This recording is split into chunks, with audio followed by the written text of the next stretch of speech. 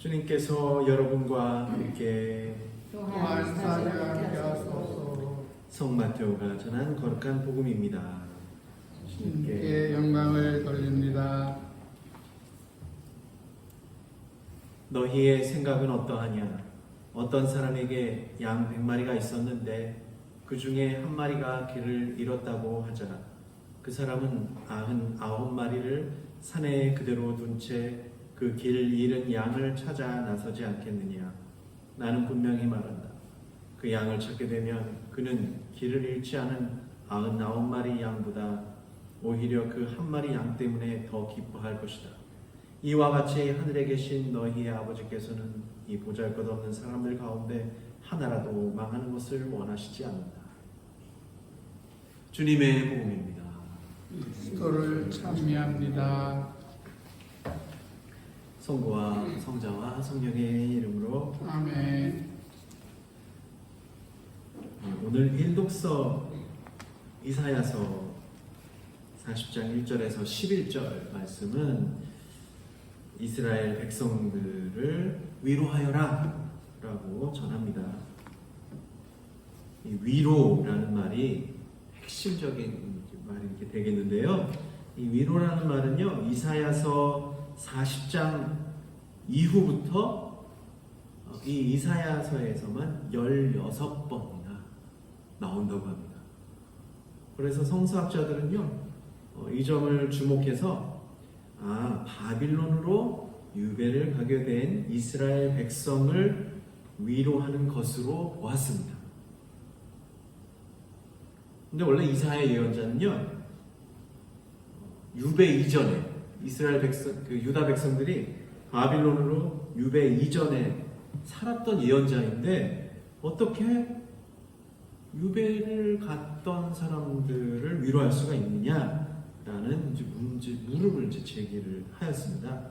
그래서 학자들은 아마 원래 이사야가 있었고 그 뒤를 잇는 예언자 중에 한 명이 이것을 썼을 것이다.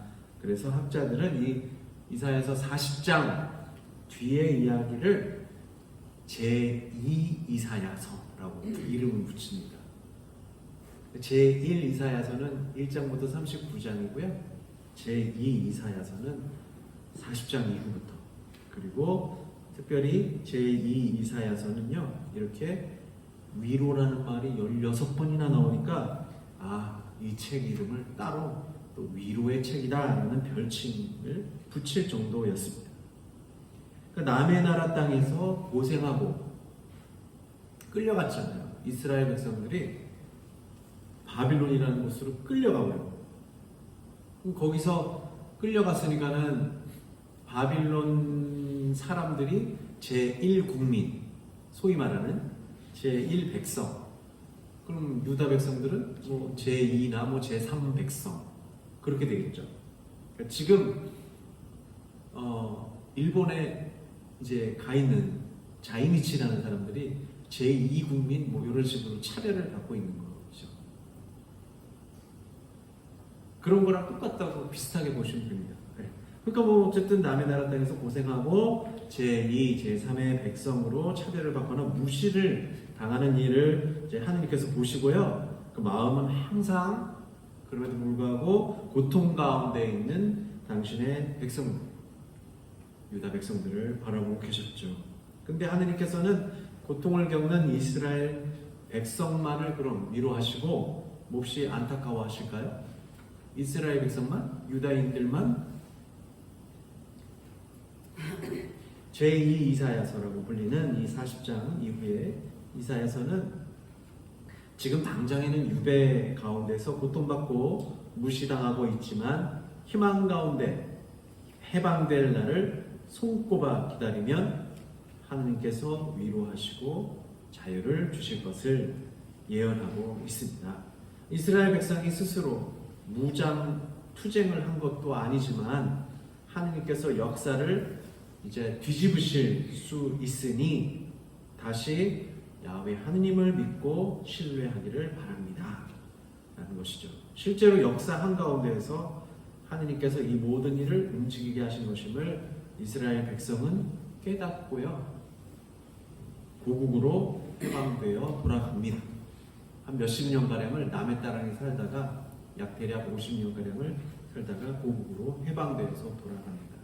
이렇게 이스라엘 백성들은 하나님께서 단순히 유다의 땅과 이스라엘 백성들만의 신이 아니라 온 세상을 다스리시고 주관하시는 분임을 점차로 깨닫기 시작합니다. 유대를 가니까 아는 거죠. 아, 우리가 이렇게 고생하고 있는데 하느님께서 결국은 해방시켜 주셨다는 그분이구나. 깨어나고 있는 것입니다. 그렇기 때문에 이제는 이스라엘 백성만이 아니라 이 세상에서 불의로 인해 고통받고 신분 차이로 인해 무시당하고 멸시당하는 모든 이들을 하느님께서는 위로해 주실 것이다 라는 예언이 되는 것입니다.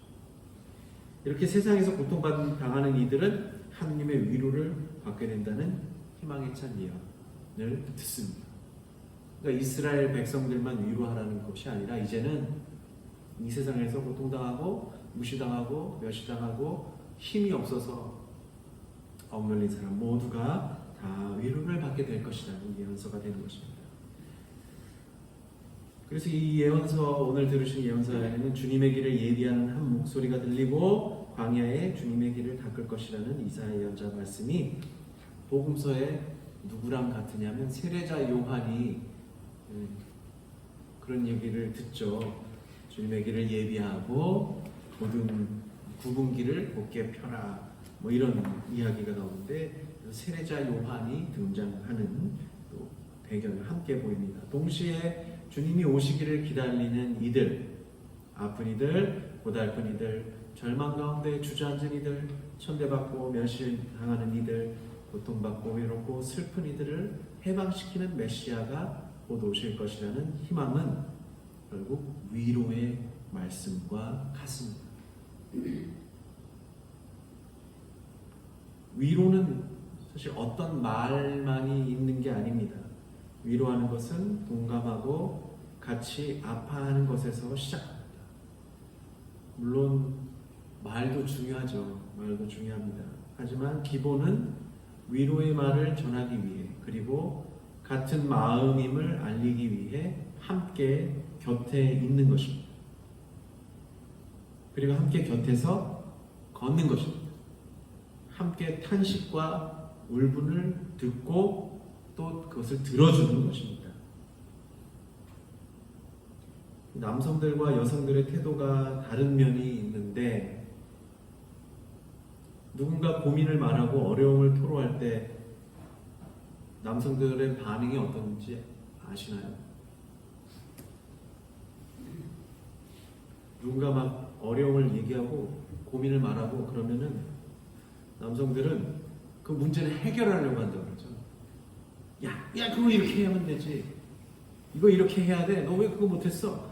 아이고, 이게 앞으로 이렇게 하면 돼. 라고 그냥 해결책을 제시하는데 열중하는 반면에 여성들은 뭐라고 합니까? 그 말에 사실 아이고 그런 일이 있었어. 아이고 어쩜 좋니? 그렇게 먼저 동감을 하면서 그 입장이 되어준다고 합니다.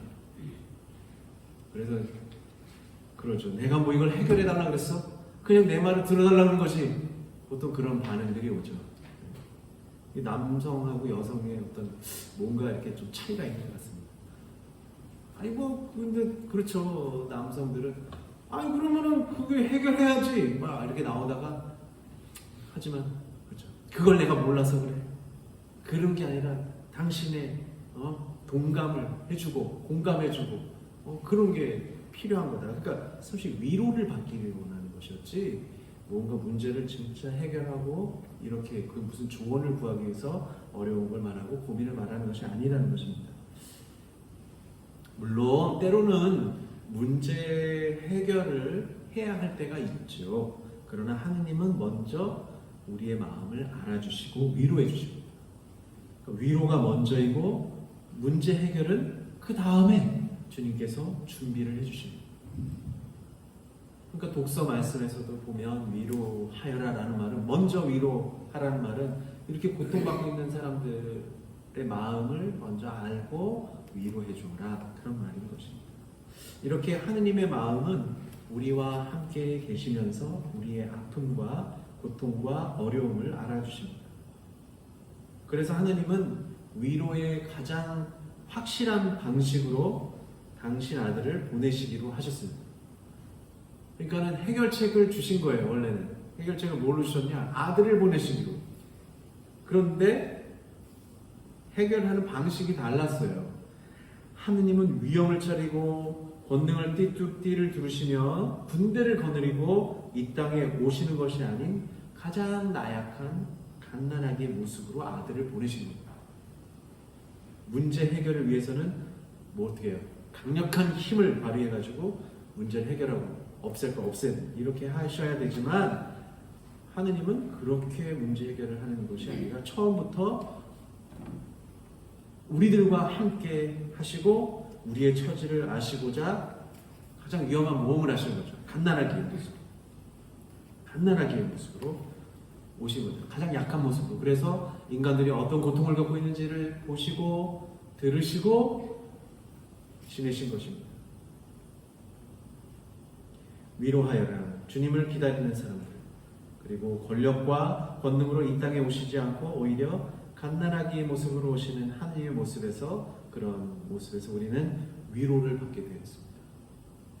우리로서는 이해하기 어렵지만 하느님께서 우리를 위로하는 방식으로 보면 우리는 그저 위로해 주시는 하느님께 감사할 따름입니다. 위로를 받으신 여러분, 이제 우리 곁에 이웃들을 위로하는 사람들이 됩시다. 그렇게 예수님을 기다리고 본받읍시다.